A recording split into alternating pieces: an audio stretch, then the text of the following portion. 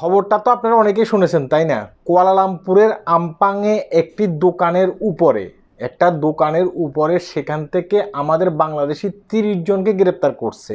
30 জনের ভিতরে 3 জন হয়েছে যে দালাল, মানে আশরাফ গ্যাং নামের একটা গ্যাং চক্র সেখানে কি করে, বাংলাদেশ থেকে থাইল্যান্ড বর্ডার দিয়ে মানে বাইফতে বর্ডার দিয়ে তাদেরকে কুয়ালালামপুরে নিয়ে আসে। কুয়ালালামপুরে এনে এই বাসার ভিতরে তাদেরকে বন্দি করে রাখে। এখানে বন্দি করে রেখে এদেরকে বলে যে তোমাদেরকে কাজ কাম দেবো, কোনো সমস্যা নেই, তোমরা এখানে থাকো। অনেক কষ্ট করে লোকগুলাকে সেখানে রাখা হয় আর তারাও সেখানে থাকে। এখন কুয়ালালামপুরের যে ইমিগ্রেশন বিভাগ আছে তারা কিন্তু এই বিষয়টা বুঝতে পারছে, কিংবা গোপনীয় সূত্রে এই খবরটা তারা পাইছে। তারা কি করছে, সেখানে অভিযান চালাইছে। সেখানে অভিযান চালিয়ে 30 জনকে সেখান থেকে গ্রেপ্তার করছে। 30 জনের ভিতরে আমি প্রথমে বলছি 3 জন হচ্ছে দালাল। হ্যাঁ, 3 জন হচ্ছে দালাল। এই চক্রের নাম হচ্ছে যে আশরাফ গ্যাং। হ্যাঁ, তারা দীর্ঘদিন পর্যন্ত এই কর্মকাণ্ডগুলো কিন্তু চালিয়ে যাচ্ছে। হ্যাঁ, আমি আমার আগের ভিডিওতেও বলছিলাম যে ভাই দেখেন, মালয়েশিয়াতে যতটুকু অবৈধ প্রবাসী লোক আছে, হ্যাঁ, তার চেয়ে বেশি কৃত্রিমভাবে মানুষ অবৈধ হচ্ছে। কৃত্রিমভাবে কেন অবৈধ হচ্ছে দেখেন, আপনি একজন মালয়েশিয়ান প্রবাসী, হয়তো বা আপনি মালয়েশিয়াতে আপনার কলিং ভিসার মাধ্যমে আসছেন। কলিং ভিসার মাধ্যমে আসার পরে আপনি এখানে কোনো কাজ কাম পান নেই, হয়তো বা আপনার কোম্পানি আপনাকে ঠিকমতো বেতন দিচ্ছে না, দেখা গেছে কোম্পানি আপনার ভিসা লাগাই দিচ্ছে না। এই কারণে কি হয়েছে, আপনি অবৈধ হয়ে গেছেন। এখন আপনার অবৈধ না হয়ে কোনো উপায় নেই, কারণ আপনার বাংলাদেশ থেকে লক্ষ লক্ষ টাকা খরচ করে এখানে আসছেন। এখানে আসার পরে আপনি দেখলেন যে আপনার কোম্পানি আপনাকে ঠিকমতো টাকা দিচ্ছে না, কিংবা আপনি মেডিকেল আনফিট হয়েছেন, এই কারণে আপনি অবৈধ হয়ে গেছেন। মানে বিভিন্ন ওয়েতে আপনি অবৈধ হয়ে গেছেন, কিন্তু আপনি ইচ্ছাকৃতভাবে অবৈধ হন নাই। কিন্তু দুর্ভাগ্যের বিষয় হচ্ছে কি জানেন, বাংলাদেশ থেকে এই যে বাইফতে অসংখ্য মানুষ এভাবে মালয়েশিয়াতে ঢুকতেছে। কিছু এইসব আশরাফ গ্যাংকের মতো গ্যাং কি করে, তাদেরকে বাইফতে মালয়েশিয়াতে আনার পরে এখানে দেখা গেছে কি তাদেরকে কোনো কাজ কাম দিতে পারে না, এভাবে দোকানঘরের উপরে মানে বাসা বানিয়ে সেখানে তাদেরকে রাখে। হ্যাঁ, পরবর্তীতে তাদেরকে বাইরে ছাইড়া দেয়। এখন বাইরে ছাইড়া দিলে অনেক ক্ষেত্রে কী হয়, ইমিগ্রেশন এইসব লোকগুলাকে ধরে।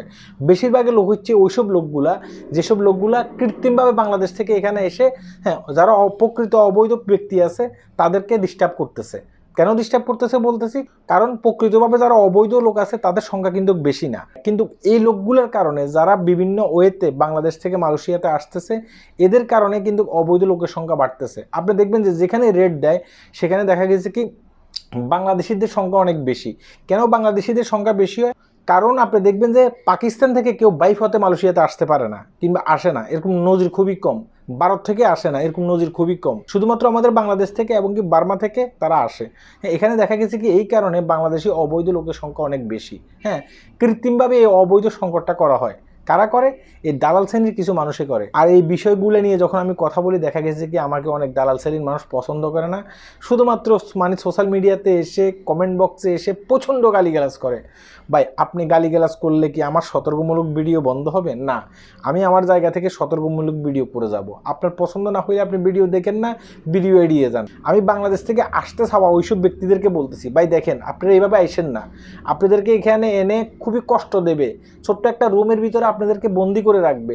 পরবর্তীতে দেখা গেছে কি 3 বেলা বাদ দিয়ে 1 বেলা খানা দেবে, এবং কি আপনার রাস্তায়ও বের হতে পারবেন না, অর্থাৎ একটা জেলখানার ভিতরে থাকবেন। এই যে আজকে দেখেন, এই যে 28 জন ব্যক্তিকে যে গ্রেপ্তার করছে, হ্যাঁ, মানে 28 জন ব্যক্তি, ওই দালাল শ্রেণী ছাড়া 28 জন ব্যক্তি, তারা মানে দালাল সহকারে এখানে 30 জন, কিন্তু এমনি 28 জন ব্যক্তি। এই 28 জন ব্যক্তিকে যে গ্রেপ্তার করছে তাদেরকে তো নিশ্চয়ই বাংলাদেশে ফাটাবে, তাই না? এবং কি তাদের নিজের পকেটের টাকা দিয়ে বাংলাদেশে যেতে হবে।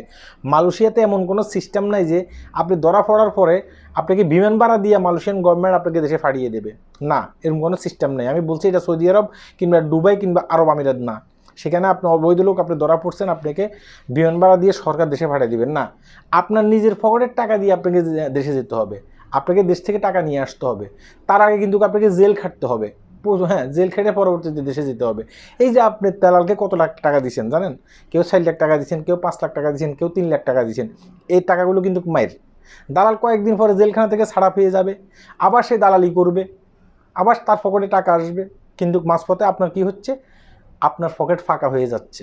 গতকালকে আমি দেখলাম যে বাংলাদেশ থেকে আরও কিছু লোক মালয়েশিয়াতে আসতে চাইছিল, কিন্তু ভাগ্য ভালো তাদেরকে টেকনাফ বর্ডার থেকে নাকি গ্রেপ্তার করছে বাংলাদেশ কোস্টগার্ড বাহিনী। আমি যা হোক বাংলাদেশের আইনশৃঙ্খলা বাহিনীকে ধন্যবাদ জানাই, তাদেরকে যে মালয়েশিয়াতে ঢুকতে দেওয়া হয়নি।